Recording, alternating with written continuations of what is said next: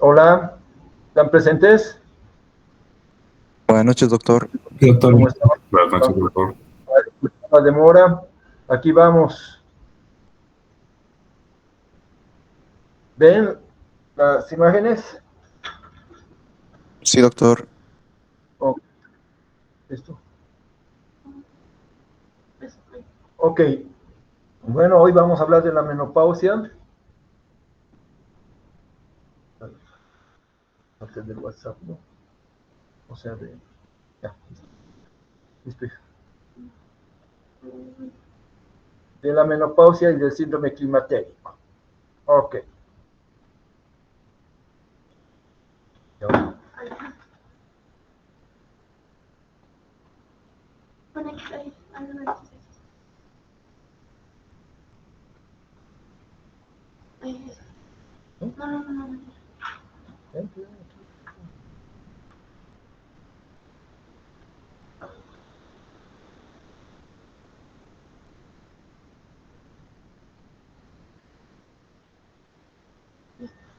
Ok, listo.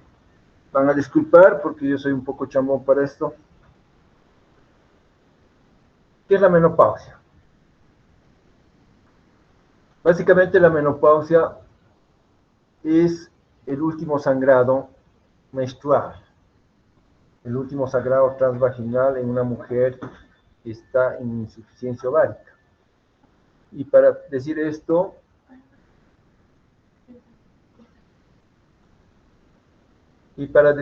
tiene que pasar un año desde la última menstruación. Hicimos un estudio con Zerlin, la Red Latinoamericana de Investigadores en Climaterio, ya hace un tiempo. Se editó en la revista Climateric, que es la europea, y en Cochabamba sacamos un promedio de edad de 48.6 años en promedio, con variación entre 43.8 y 53 años. Esto en Cochabamba. Hicimos hace ya como 10 años, un poquito más, 11 años, y con 500 mujeres. En Latinoamérica, el mismo estudio, estaba en todas las ciudades importantes de Latinoamérica, se sacó en promedio 45.3. Por ejemplo, en Asunción, la edad de la menopausia se sacó 43 en promedio, ¿no? Y en algunas partes, como Cartagena de Indias, si mal no recuerdo, como 50 años. Entonces varía un poco, pero esta es la edad en Cochabamba. Hizo en Santa Cruz y La Paz, no recuerdo bien, pero es algo parecido, ¿no? Entonces, ¿cómo definimos la menopausia? Como la última menstruación. Y para eso tiene que pasar más de un año. Si no ha pasado más de un año, si la mujer vuelve a menstruar a los 6 meses, está en la perimenopausia. Y eso también lo vamos a definir. Entonces definimos como menopausia precoz cuando la mujer deja de menstruar antes de los 40 años. También por un año, por supuesto, ¿no? Una menopausia temprana entre los 40 y 44 años. Muchos dicen hasta los 43, muchos estudios, ¿no? Básicamente sería entre 40 y 43. Menopausia inducida, cese de la menstruación por extirpación quirúrgica, ya sea del útero nomás o ya sea útero y ovarios. O puede ser ablación de la función ovárica por quimioterapia, radiación en pacientes que tienen cáncer de ovario, por ejemplo, ¿no? Entonces es una menopausia inducida, o la podemos llamar quirúrgica porque es la más habitual. Lógicamente esta tiene mayores implicaciones porque el cese de la función ovárica es más abrupta, más rápida, más radical, digamos, ¿no? Y una menopausia natural es más paulatina, digamos, ¿no? Y menopausia tardía cuando la mujer deja de menstruar después de los 55 años. No es muy habitual en Bolivia, pero se ve que dejan de menstruar algunas mujeres 53, 55, más o menos, ¿no? Todos estos datos de la menopausia, lógicamente, nos tenemos que guiar no son tan confiables porque recurrimos al método del recordatorio, ¿no, Diego? No sé si estuviste en la plática del doctor Brummel o de la doctora Soledad Vallejo, ¿estuvo en alguna de las pláticas de menopausia? ¿Congreso? Sí, doctor. Ok, entonces ahí el doctor Brummel puso también desde el link un dato y creo que está mi apellido también, no sé si te acuerdas, ¿no? Pero todo esto que recabamos en la historia clínica de la mujer, ¿sí? Entonces no es tan exacta porque recurrimos al método del recordatorio. O sea, la mujer tiene que recordar cuándo ha sido su menopausia. Y si es una mujer de 55 años, lógicamente se va a acordar, pero si es una mujer de 80 años o 75 años, se va a acordar tal vez vagamente, ¿no? O no tan exactamente. Igual, cuando preguntamos a una mujer de la menarca, lógicamente es una muchacha de 18 años o de 20, se va a acordar, pero si le preguntas a una mujer de 45 años cuándo ha sido tu primera menstruación, tal vez no se acuerde o no se acuerde exactamente, ¿no? Pero bueno, son datos que nos sirven en la historia clínica, ¿no? Ok, ¿y qué es el climaterio? No es una fecha puntual como es la menopausia, ¿no? Es un periodo corto o largo, un periodo de transición, durante el cual el organismo femenino se debe adaptar gradualmente a los cambios que suceden por causa de la declinación de la función ovárica y marca la transición del estado reproductor al no reproductor. Como ayer dijimos en la pubertad, que al entrar de niña a la edad reproductiva, pues así sucede con el climaterio y la menopausia, que es entrar de un estado reproductivo, ¿sí?, a uno no reproductivo, ¿no? Entonces, ese es el climaterio. Perimenopausia se define como el periodo donde hay irregularidades menstruales. Irregularidades menstruales. Generalmente, en promedio acontece un año y un poquito más puede ser, que la mujer está en irregularidades menstruales. ¿Por qué? Porque también hay declinación de la función ovárica y al haber declinación hay hipoestrogenismo, ¿no? Entonces, son las alteraciones menstruales o irregularidades menstruales en este periodo ya de declinación de la función ovárica. Ok, entonces eso tienen que saber: menopausia, perimenopausia, posmenopausia, que acontece después de un año que ha sido la última menstruación, es el estado posmenopáusico ya, y el climaterio o síndrome climatérico, que son los cambios físicos que sufre esa mujer, ya sean síntomas y signos que va a contribuir a un malestar de esa mujer, ¿no? Algunas tienen sintomatología florida, otras no tanto, otras no sienten. Depende de la cultura también, culturalmente. Me acuerdo siempre un estudio cuando estaba en México que se hizo en Yucatán, la doctora Marie de Estados Unidos hizo, las mujeres yucatecas no tenían síntomas, por ejemplo, en la menopausia. Pero depende cómo te hayas criado, en tu ambiente, cómo te hayan enseñado tu mamá, o cómo, yo siempre digo, todas las mujeres pueden tener achaques durante la menopausia. La cuestión es si su médico, en este caso su médico de cabecera, el ginecólogo, le hace caso, o su esposo le hace caso, ¿sí? O le dicen solamente, no, esto es normal, va a pasar, es natural y nada, ¿no? Y es una mujer que vive con sus achaques toda su vida y posteriormente puede tener osteoporosis, por ejemplo, porque no se ha tratado, digamos, esa mujer, a pesar de tener sintomatología climatérica, ¿no? ¿Y cómo será la sexualidad en la mujer en la posmenopausia? Puede haber osteoporosis, arteriosclerosis, dislipidemias. Generalmente los estrógenos hacen que mejore las HDL colesterol y empeore las de LDL colesterol, ¿no? Entonces esa mujer se vuelve más aterogénica después de la menopausia. Puede haber cefaleas, vértigos, mareos, dispareunia, desde la resequedad vaginal, dolor durante el coito, síntomas urinarios por resequedad del meato urinario, por ejemplo, ¿no? ¿Por qué será esto, Diego? ¿Por qué la mujer tendrá síntomas urinarios también?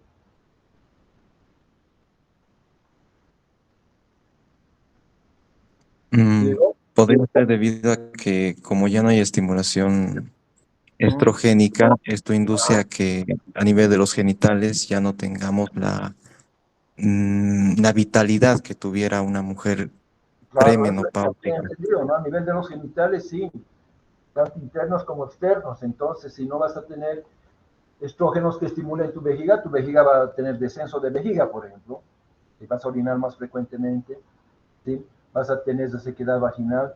Pero ¿por qué el meato urinario? ¿Quién me puede decir de ustedes? Han llevado anatomía, hasta embriología han debido llevar, ¿no? porque la vagina, ¿sí?, y la última parte de la uretra y el meato urinario corresponden, ¿sí?, al mismo tipo de epitelio que son estimulados por los estrógenos.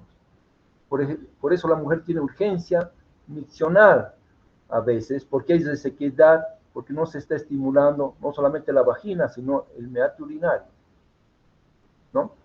Ok, esto entre los factores somáticos, desde osteoporosis hasta síntomas urinarios, ¿no? Factor psicológico, alteraciones del estado del ánimo, tienen irritabilidad, depresión, insomnio, ansiedad, la habilidad emocional, tienen todo el tiempo ganas de llorar. Y factores vasomotores, síntomas neurovegetativos, sofocos, sudoraciones, los famosos hot flash, que se llaman en inglés los sofocos, ¿no? Ok. La menopausia, si bien no es una enfermedad, es un hecho fisiológico que sucede, pero las complicaciones sí son estados patológicos, ¿no? Las complicaciones que te lleva a la osteoporosis, a la ansiedad, a la depresión, ¿sí? Y a infecciones urinarias, dispareunia, todos son ya patológicos, ¿no? La menopausia como tal no es una enfermedad, pero las complicaciones sí lo son. Entonces sí hay que tratar, sobre todo, desde el estudio WINE, el famoso WINE, que salió en 2002, que decía no hay que dar hormonas porque produces cáncer de mama, tromboembolismo pulmonar, trombosis venosa profunda, todo, y todos dejaron de dar hormonas, menos algunos, no dejamos de dar hormonas, y después se hizo los estudios estratificados de eso y se vio que solo en mujeres mayores de 65 años, dándoles de primera vez estrógenos conjugados, equinos, que esa vez se utilizaban, más una progesterona o una progestina que se llama hidroxiprogesterona, esos nomás tenían estas complicaciones. Los demás no tenían, y ahora tenemos el estradiol natural, ¿no? Ok. Entonces, esto de la expectativa de vida, pues en el Imperio Romano apenas hombres y mujeres llegaban a 23 años, descubrimiento de América 30 años, era victoriana a los 45 años, siglo XXI a los 79 años, y ahora en algunos países desarrollados llegan hasta los 80 y tantos años, dependiendo del país, ¿no? Entonces, ¿cómo no vas a dar a una mujer hormonas si tiene achaques, como quieran llamarlo ustedes, y va a vivir todavía un tercio de su vida? O sea, le damos hormonas para que creemos que esa mujer viva sin achaques, ¿sí? Y siga siendo joven. Más o menos, ¿no? No hacemos milagros tampoco. ¿Qué es la disfunción por la menopausia? La menopausia constituye una transición psicosocial, un cambio de la vida que ocurre en un periodo relativamente breve y que perdura sus efectos afectando las grandes áreas de la conducta. Eso decía Parker hace un tiempo. La vagina se adelgaza porque no hay estímulo estrogénico. ¿Por qué se adelgazará? A ver, cualquiera que me pueda responder. No lo conozco a José, ni a Fabricio, ni a Rodrigo, ni a Alison, ni a Diego, pero pues al único que lo conozco de los que salen en pantalla es a Diego. ¿Por qué la vagina se adelgaza y también por qué se adelgaza la piel? Una pregunta sencilla.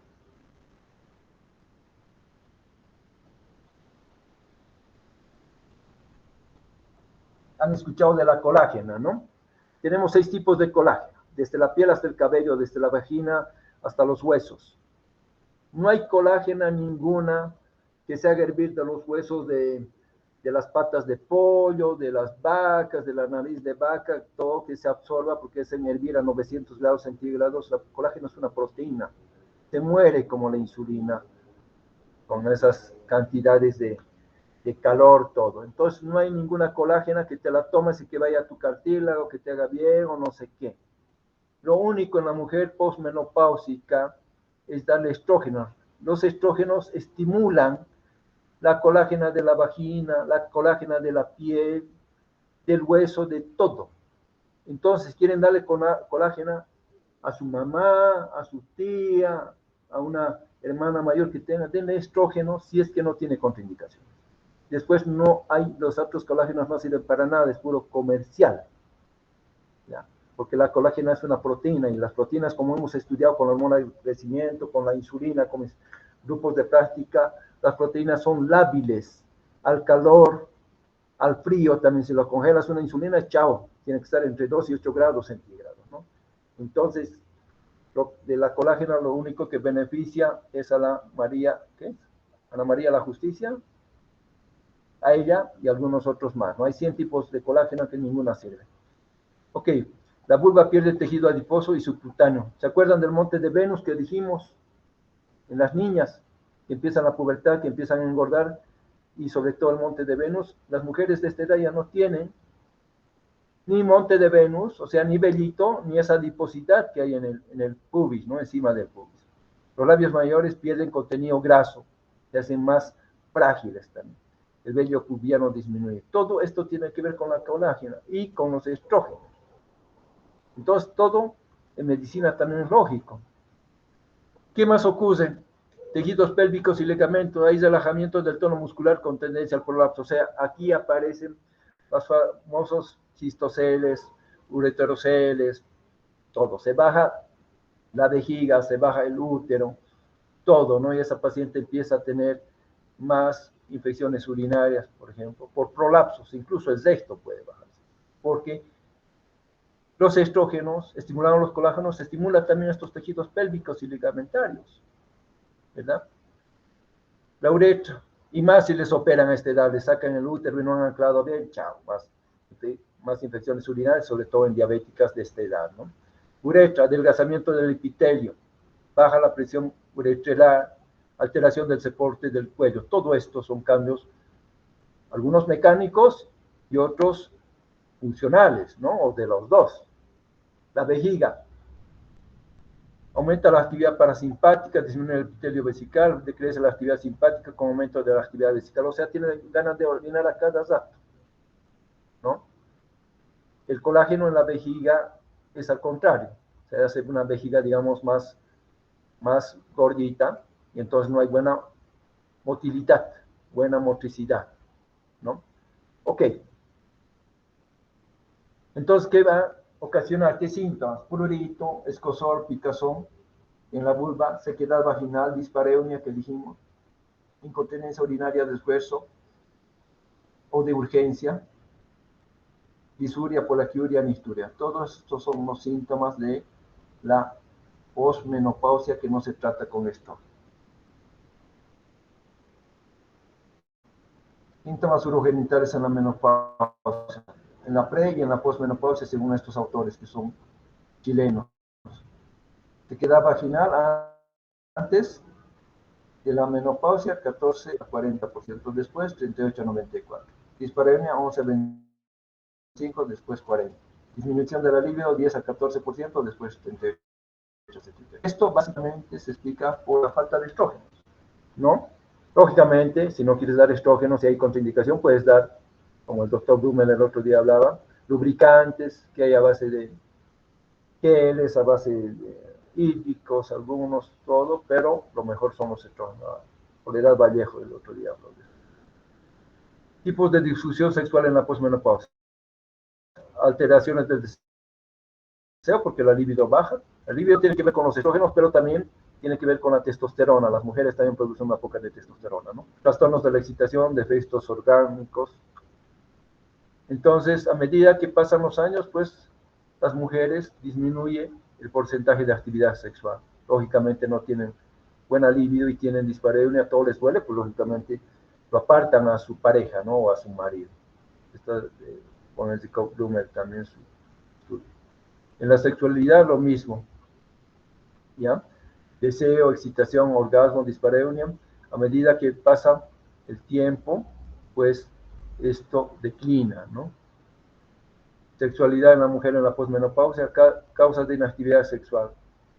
A veces la impotencia, que vamos a hablar en otra clase de la disfunción eréctil de la pareja, no solamente las mujeres tienen una menopausia que es abrupta, una declinación.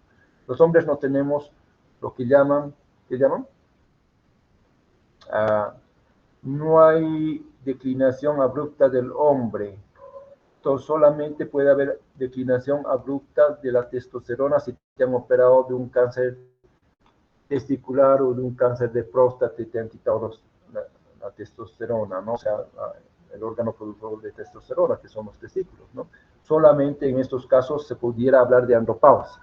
Después se llama síndrome de declinación de andrógenos en el adulto varón, similar a un climaterio masculino, digamos, ¿no? Pero no hay una andropausia como tal, a no ser que te operen por alguna de estas cosas. Bueno, falta de pareja puede ocurrir a veces, falla del deseo, pero es lo más frecuente, ¿no? Ok. Otros aspectos psicológicos: disminución del rendimiento intelectual, astenia, nerviosismo, depresión, insomnio, disminución de la libido. En la posmadurez o en la posmenopausia hay un descenso general de la actividad y goce sexual en ambos sexos con la edad, aunque existe considerable variabilidad individual dependiendo de las circunstancias y dependiendo del medio también, dependiendo de la cultura de de donde te hayas educado, como les ponía, o donde hayas vivido, en Yucatán, o si has vivido, qué sé yo, en Santa Cruz, es un poco diferente.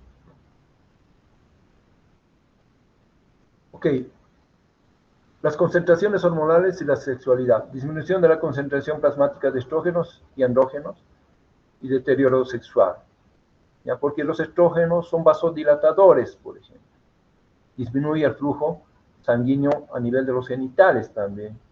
Aparte de la colágena, aparte del deseo también disminuye la vascularización, digamos, o la vascularidad. Estradiol menos de 35 picogramos por ml, ¿sí? Se asoció al descenso de la actividad sexual, un estudio de Stanford. Correlación entre la caída de la testosterona y disminución del deseo sexual también hay, no solamente en mujeres, también en hombres. Los hombres también tenemos una pequeña cantidad de estradiol por si acaso, ¿no? Como las mujeres tienen una pequeña cantidad de testosterona. Bueno, esto es lo que les decía. La menopausia, sí, o los síntomas de la menopausia dependen de dónde hayas vivido. Varía según las culturas, varía dentro de una misma sociedad, según una clase social.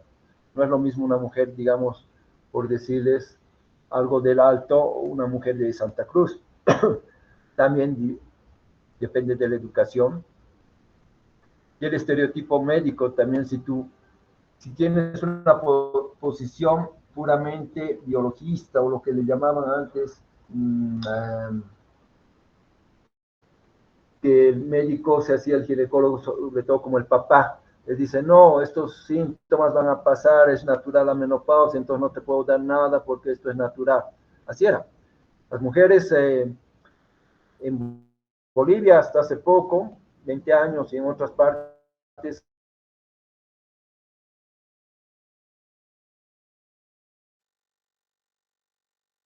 pero sobre todo en Bolivia, la mujer tenía los síntomas de la menopausia al ginecólogo. Iba al ginecólogo y el ginecólogo le decía: no, esto es natural, va a pasar. O se quejaba primero al esposo y el esposo le decía: no, esto es normal, te va a pasar.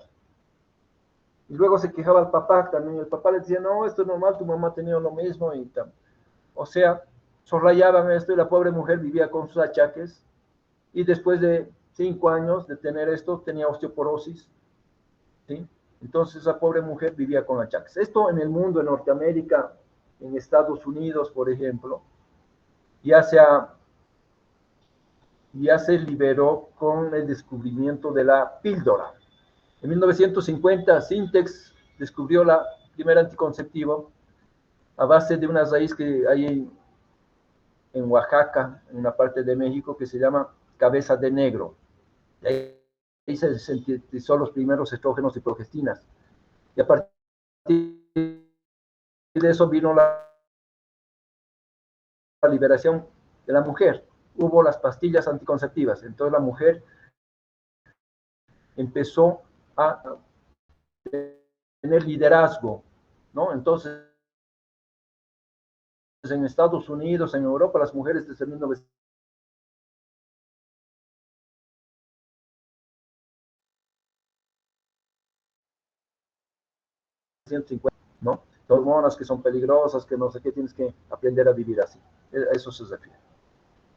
Anticipación negativa de la menopausia. Ok. actitud hacia la menopausia a nivel cultural,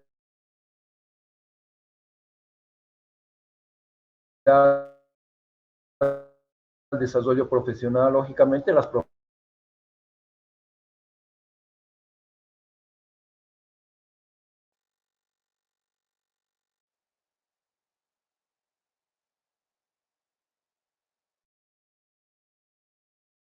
pues pueden elegir, ¿no? Acá entonces, ok, todo eso. Y entonces vino la terapia hormonal de reemplazo, o terapia sustitutiva hormonal también le llaman, ¿sí? Y terapia estrogénica local con cremas vaginales. ¿Me están escuchando? Que ahorita hubo un... Sí, doctor. Y la famosa dehidroepiandrosterona. La dehidroepiandrosterona es un andrógeno débil que se produce en las suprarrenales. Un tiempo, allá como en 1980, se pensó que era la tableta o la medicación del elixir de la vida que te aumentaba la longevidad. Eso se ha visto que no es tan así, pero para algunas cosas sirve la DEA, ¿no? Entonces, no es el elixir de la vida, ¿no? Pero ayuda con alivio, ayuda un poquito con otros aspectos de la sexualidad. La testosterona también. Las mujeres, cuando declina la capacidad de producir estrógenos, con el cese de la función ovárica, también declina la testosterona, porque producen también una poca de testosterona. Entonces necesitan psicoterapia de apoyo, terapia sexual, actividad coital, ejercicios físicos, incluso hay ejercicios para mejorar el tono de la vejiga, ¿no? Esto saben bien algunas fisioterapeutas que se dedican a este tipo de estimulación de la vagina, de la vejiga, de todo eso.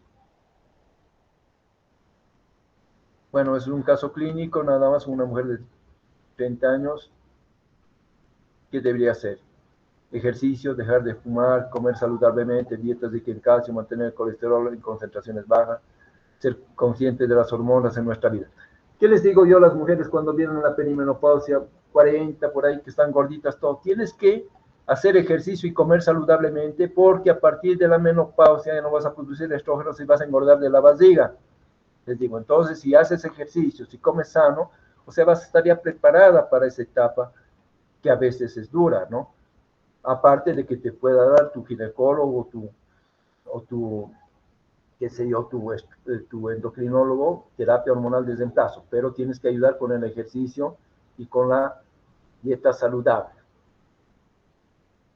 Esto de la longevidad, ustedes han debido leer, sobre todo con la metformina, desde hace un año y medio han salido artículos retrospectivos, observacionales, que dicen que la metformina te puede no solamente beneficiar del síndrome metabólico, la resistencia a la insulina, síndrome de ovario poliquístico, todo, sino que al parecer también está aumentando la longevidad, ¿no? Yo siempre digo, si a un medicamento le tuviera que dar premio Nobel, se lo daría a la metformina, ¿no? De ahorita, de hace 50 años, ¿no? Pero la metformina es una muy buena sustancia médica, química, ¿sí? Que hay que tenerla mucho en cuenta, ¿no? Entonces, pero la terapia hormonal de reemplazo, los estrógenos, yo siempre digo, si una mujer no tuviera estrógenos, sería fea como un hombre, ¿no? Los estrógenos son unas hormonas increíbles. Hay que hacer que la mujer se recupere las condiciones de vivir bien y se mantenga, sobre todo, joven dentro de la vida. Lógicamente no queremos hacer milagros, ¿no? Cuando la mujer entra a la menopausia queremos que haga ejercicio, que coma sano, darle sus estrógenos para que se mantenga bien de la piel, de la vagina, de los huesos, del ánimo, de todo. No vamos a, tal vez, aumentar mucho su longevidad, vamos a aumentarla, pero sobre todo vamos a hacer que esos 30 años que le queda después de la menopausia viva con una calidad de vida buena, casi como antes de la menopausia, ¿no? Eso es lo que queremos para la mujer. Lógicamente, con ayuda de ellas, ¿no? Ellas nos tienen que ayudar con todo eso. Del ejercicio, de la dieta y también de llevar sus seguimientos de la terapia hormonal que le vamos a hacer, ¿no? Y los médicos podemos ayudar a esto para que vivan como jóvenes y también con una sexualidad satisfactoria, por ejemplo, ¿no? Porque la mujer en la menopausia, entra en la menopausia y ya se olvida de lo sexual, ¿no? ¿Por qué? Porque no se le ha dado su tratamiento, no se le ha educado también. Siempre me van a escuchar decir que en Bolivia lo que más falta es la educación. No solamente la educación en general, la educación en salud, la educación en diabetes, la educación en la posmenopausia, por ejemplo. Entonces, la salud de la mujer no se refiere únicamente a una mujer, estamos hablando de la salud de nuestras familias, de nuestras mamás, de nuestras abuelas, de nuestras tías, si quieren, de nuestras hermanas mayores, tal vez. Entonces, ¿qué hacemos los médicos? Pues tenemos que ayudarlas, dándole consejos, educándola todo, pero también dándole terapia hormonal. Es las intervenciones de mayor repercusión global para mejorar la calidad y la expectativa de vida. La calidad y la longevidad, si quieren así llamarlo, ¿no?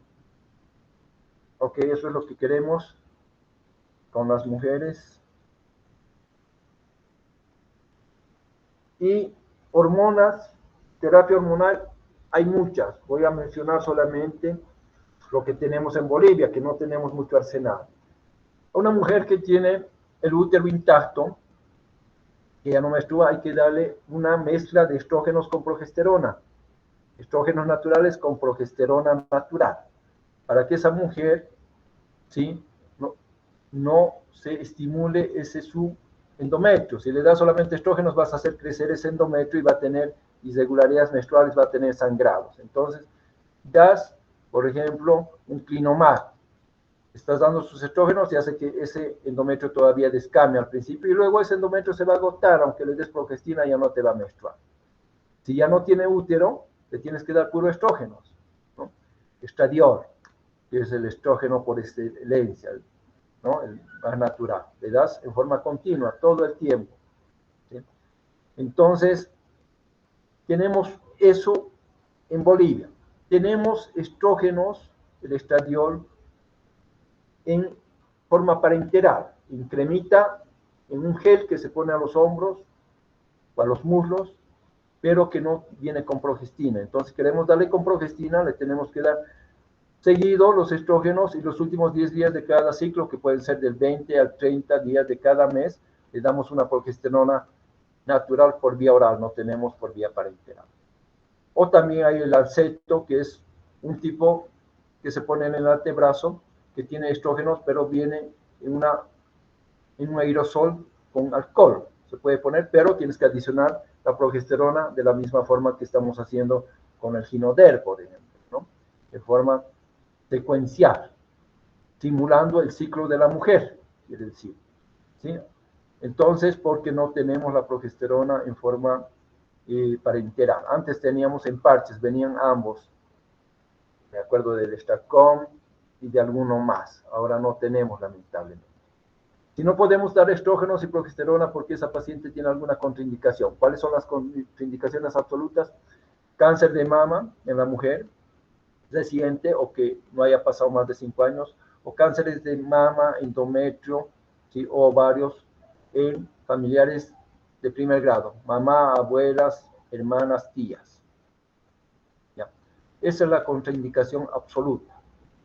Y algunos casos de tromboembolismos o pulmonares, ¿sí?, o trombosis venosa profunda, si son los casos recientes, si ha acontecido hace 1 año, 2 años. Después de los 3 años ya podemos elegir cuál dar, seguramente por vía parenteral, evitando la ruta hepática, el metabolismo hepático que se llama, ¿no? Entonces, pero tendremos que hacer algunos estudios de ver la proteína C, la proteína S. Si hay alteración, mutaciones en estas proteínas, no podemos dar porque esos pacientes les van a hacer coágulos, ¿no? Ok, entonces, ¿qué más? Tenemos la tibolona, que es una progestina con acción androgénica, progestacional y estrogénica, que se puede dar en mujeres que están contraindicados dar los estrógenos, ¿no? Pero en una paciente postmenopáusica, que ya haya pasado 1 año, o si no, esa mujer te puede sangrar, ¿no?, que ya no tenga sangrados. Se puede dar la tibolona y eso se ha visto que mejora incluso la densidad mamaria. Hay mucho estudio, hay un estudio inglés o británico que atribuye esa propiedad a la tibolona y que se ha visto que también mejora la calidad del hueso, como en el estudio STAR. Cuando hablemos de osteoporosis vamos a mencionar un poquito los estrógenos en la tibolona. Entonces, hay hormonas en Bolivia. No tenemos gran abanico como tienen en Chile, en Argentina, o en Brasil, o incluso en Perú, pero tenemos para ofrecer a nuestras pacientes posmenopáusicas o menopáusicas, incluso perimenopáusicas, pudiéramos empezar, ¿no? Dependiendo cuánto es la sintomatología climatérica, si es muy florida o no. ¿Tenemos todavía tiempo? Creo que sí. ¿Alguna pregunta sobre esto? Doctor, las manifestaciones pueden ser más o menos marcadas dependiendo de que la mujer en su edad, en su edad reproductiva pudo ser nulípara o multípara, depende de eso también. No, no se ha visto ningún estudio que vea con eso, ¿no? Se ha visto más con la cultura, se ha visto con como vieron, con el estrato social, ¿sí? Y es un poco idiosincrático, ¿no? Algunas mujeres no tienen, tú les preguntas, sí, no, no he tenido nunca. Y algunas tienen medianamente y algunas tienen mucho, ¿no? Es un poco idiosincrático, pero depende un poco en qué sociedad hayas vivido y en qué cultura hayas vivido, ¿no? Pero no tiene que ver con si has tenido muchos hijos, pocos hijos, nada que ver. Antes se pensaba que la menopausia, ¿sí? La edad de la menopausia estaba ligada a la edad de la menarca. O sea, si es una menarca temprana, digamos a tus 11 años, se pensaba que podías tener la menopausia un poco más temprano, digamos a los 43. Eso también ya se ha visto que no. Otro dato importante es que los síntomas de la menopausia, del climaterio, hasta hace 10 años se pensaba que duraban 10 años. Desde hace 10 años para acá se sabe que pueden durar hasta 20 años. O sea, qué grave debe ser para una mujer vivir 20 años con estos achaques, ¿no? ¿Sí o no? Sí, doctor, claro. Ok, no hay ninguna de nuestras compañeras que tenga todavía esa edad, o si no le preguntaríamos, ¿qué tal si te dejamos con tus síntomas unos 10 añitos o 15 añitos, ¿no? Pues seguramente que nos reclaman, ¿no? Lógicamente, y las mujeres ahora sí reclaman. Antes no, porque las mujeres eran sumisas, principalmente en países como los nuestros, ¿no? Donde hay mucho machismo, donde no había cultura. En México también había mucho machismo, hay todavía, pero los mexicanos siempre he dicho que tienen la ventaja de vivir cerca de Estados Unidos, y que tienen toda la tecnología ahí cerquita, de que, y que pues se empoderan, ¿no? Las mujeres mexicanas hace tiempo que utilizan anticonceptivos hace 50 años también, igual que las mujeres norteamericanas o anglosajonas o europeas del centro o incluso del oriente. Entonces, es el empoderamiento que les ha dado la revolución, se llama de la píldora, ¿no? O sea, de los anticonceptivos. 1950, ya cumplió más de 60, 70 años, ¿no? Entonces eso les ha dado un empoderamiento a las mujeres. Las mujeres desde ese entonces dejaron de ser sumisas en otras partes, ¿no? Acá nomás tenemos todavía un poco sumisas, ¿no? Ya no tanto como antes. ¿Qué más? Perfecto, doctor. Y le quería preguntar la diferencia que mencionó entre la declinación abrupta y la andropausia en el hombre. No hay andropausia en el hombre. Entonces, cuando escuchen de andropausia es porque incluso ese médico, ese personal de salud, no sabe qué es, o se habla de memoria, digamos, ¿no? Andropausia en el hombre es cuando te castran, te quitan los testículos, ¿sí? Por algún motivo, cáncer de próstata o cáncer de testículo. Y ahí te baja abruptamente tu testosterona y lógicamente vas a tener hasta bochornos, ¿no? Se llama en el hombre síndrome de declinación de andrógenos en el adulto varón. Empieza a disminuir lentamente la testosterona. En algunos varones puede ser desde los 45 años, otros a los 80 están como toros, ¿no?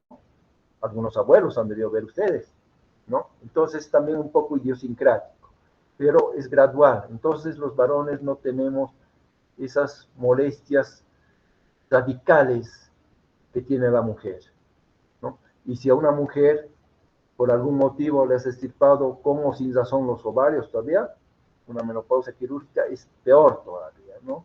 O sea, se siente morir, se siente irritable, toda la mujer es más radical que una menopausia, entre comillas, natural, que baja poquito a poco, digamos, ¿no? Pero en el hombre no hay andropausia, salvo en esos casos. Incluso ahora las orquistomías ya no tienen que ser como las castraciones de verdad, ¿no? Físicas, sino hay castraciones químicas. Te dan esa hormonita que hemos hablado ayer, la GnRH. Hay análogos de la GnRH. En Bolivia tenemos el Decapeptil. Utiliza en pubertad precoz, en miomas, en cáncer de útero, digamos, en cáncer de próstata, donde yo te hago una castración química dándote un análogo de Decapeptil y los bajo a tu LH y FSH y estás como una menopausia transitoria, ¿no? En caso del hombre, en cáncer de próstata, puedes dar Decapeptil en vez de castrarlos en forma física. Le das y todo el tiempo haces que no haya estímulo de la LH y FSH a los testículos, entonces los testículos dejan de producir testosterona y eso no va a hacer que ese cáncer de próstata, esas células que nos extirpan todas, vuelvan a crecer. Esa es una, ¿sí? Un tratamiento químico, una castración química, si quieren llamarle, ¿no? Lamentablemente, por motivos económicos y todo, todavía los urólogos hacen castraciones físicas, te quitan los ovelinos, ¿no? Las gónadas, pues. ¿Qué más?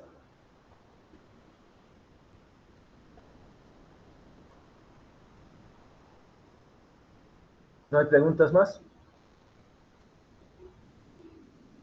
Bueno, lógicamente, para dar hormonas tienes que...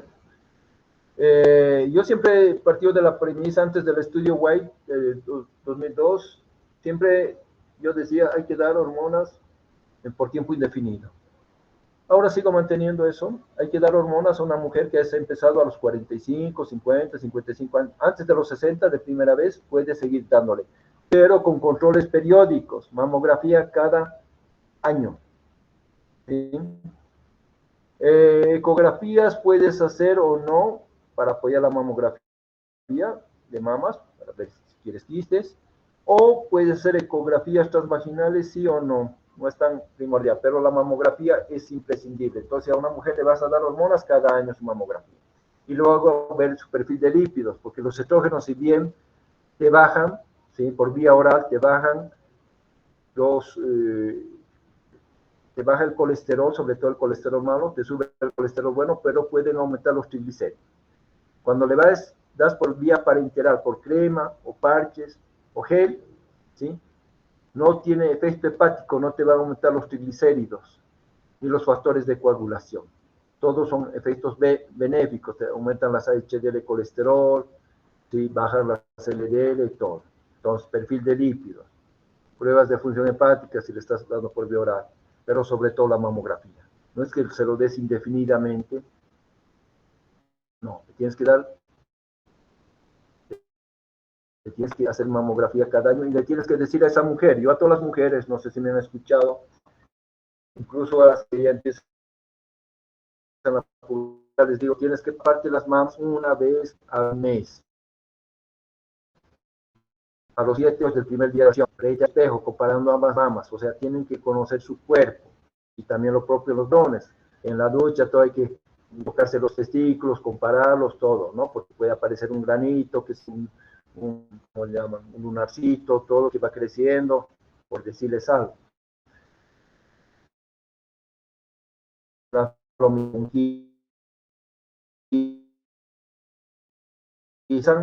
pubertad hasta siempre, lógicamente, ya cuando están viejitas también, pero ya lo harán más de vez en cuando, digamos, ¿no? Pero hasta las mujeres que se da terapia hormonal de reemplazo cada mes se tiene que hacer, ¿no? No es que tomas y no te aparece con tu médico en 2 o 3 años, no, tienes que estar en controles seguidos, dependiendo del caso, será cada 3 meses, cada 6 meses, pero una mamografía por lo menos cada año, ¿no? Entonces son seguimientos, tomar terapia hormonal de reemplazo, pero con controles periódicos.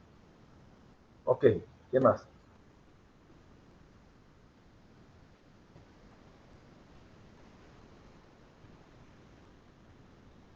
¿No hay preguntas?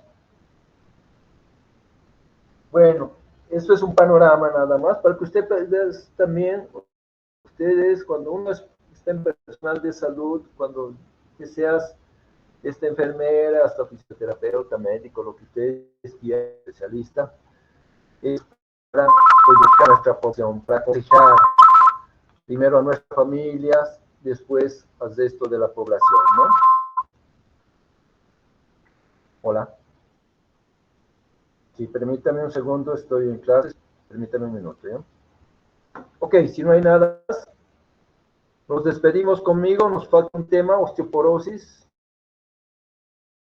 que lo voy a hablar seguramente la próxima semana la doctora Rosana Arevalo Pieza, después de la semana médica el doctor Javier Saavedra, y después del doctor Saavedra yo tengo una clasecita más, ya les vamos a estar informando, ¿listo? Entonces, nos vemos pronto. Hasta luego, doctor. Muchas gracias. Hasta Hasta luego. luego.